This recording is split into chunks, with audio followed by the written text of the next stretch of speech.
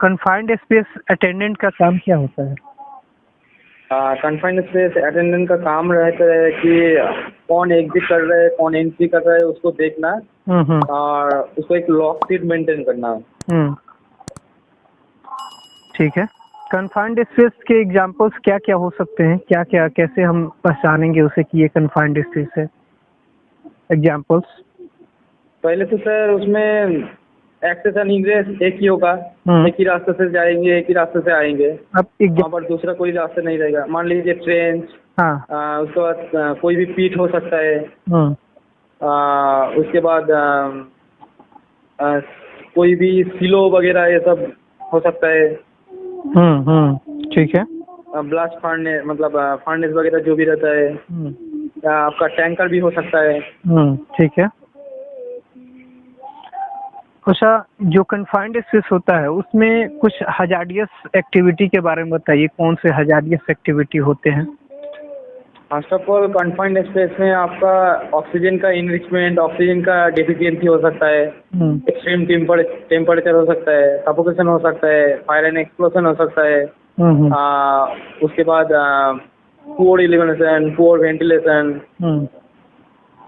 उसके बाद आपका कोई भी टॉक्सिक गैस, पॉइजनस गैस रह सकता है।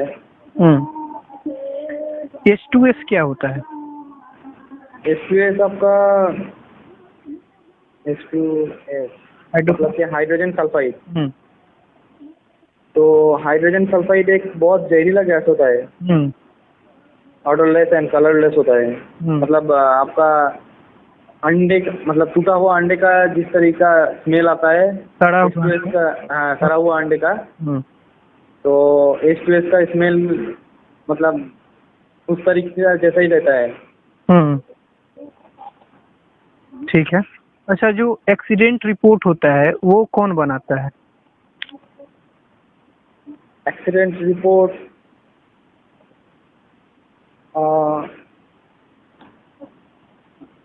एक्चुअली एक्सीडेंट रिपोर्ट तो सर बनाने का जो काम होता है तो सेफ्टी ऑफिसर का भी होता है।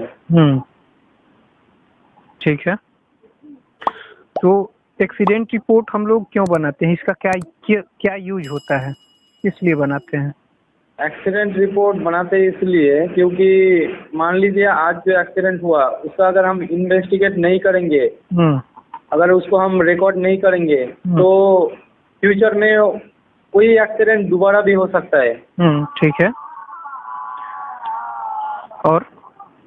और मतलब लोगों के सामने लेके आना है कि इस बात से ये कारण से हुआ है, यहाँ पर हुआ है, इस तरीके से हुआ है, इसका रीजन ये था।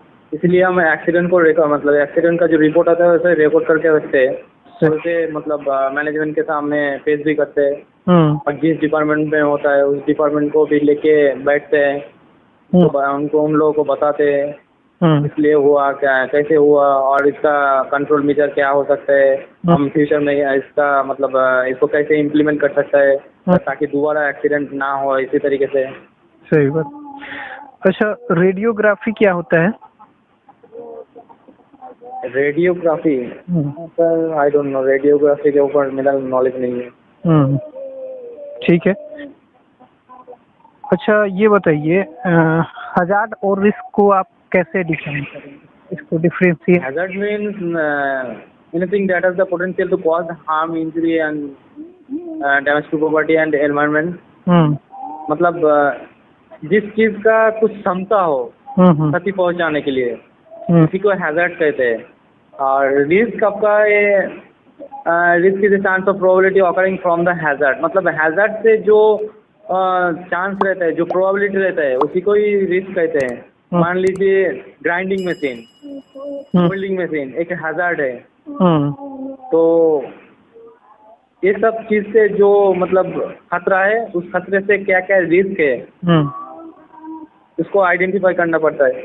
तो एक्चुअली हैजर्ड और रिस्क में यही अंतर है कि जो चीज क्षति पहुंचाता है वो हैजर्ड है और क्षति से जो रिस्क आता है, जो चांस रहता है क्षति पहुंचने का, उसे रिस्क कहते हैं। ठीक है। लिफ्टिंग के बारे में आप क्या जानते हैं? लिफ्टिंग से रिलेटेड कुछ हजार्ड के बारे में बताइए। मतलब मैनुअल लिफ्टिंग या मैकेनिकल लिफ्टिंग दोनों ही? Mechanical mechanical. मैकेनिकल लिफ्टिंग से आपका मान लीजिए सीलिंग वगैरह सीलिंग से अगर काम कर रहा है तो अगर डैमेज रहा तो मतलब टूटने का चांस रहता है। अगर सस्पेंडेड लोड में काम करता है तो वहाँ पर दुर्घटना घटने का चांस रहता है। हाँ, मतलब लिफ्टिंग से आपका एक कुछ भी चीज़ गिर सकता है और नियर बाई पर्सन एक्सपोज हो सकते हैं। हाँ। ठीक है। टेंडम लिफ्टिंग क्या होता है? टेंडम लिफ्टिंग, टेंडम का सब नाम सुना हूँ मैं। ये होता है जैसे एक एक्टिविटी में अगर 2 क्रेन लगे हों एक चीज को उठाने में। अच्छा। वो होते हैं टेंडम लिफ्टिंग। मतलब एक ही चीज को अगर 2 क्रेन में उठाए उसे टेंडम लिफ्टिंग कहते हैं। टेंडम लिफ्टिंग आते हैं, हाँ। अच्छा। फॉल प्रोटेक्शन सिस्टम कितने प्रकार का होता है? Fall protection system,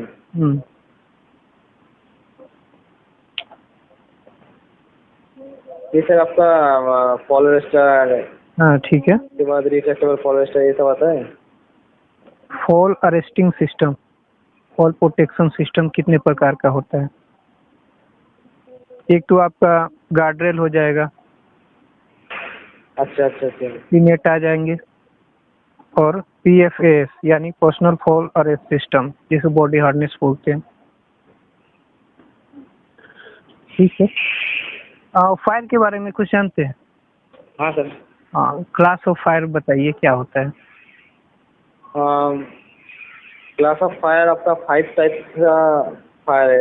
class A solid combustible material, class B flammable liquid, class C flammable gases, class D metal fire, class E आपका इलेक्ट्रिकल फायर।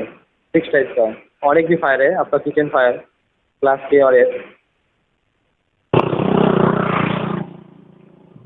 ठीक है।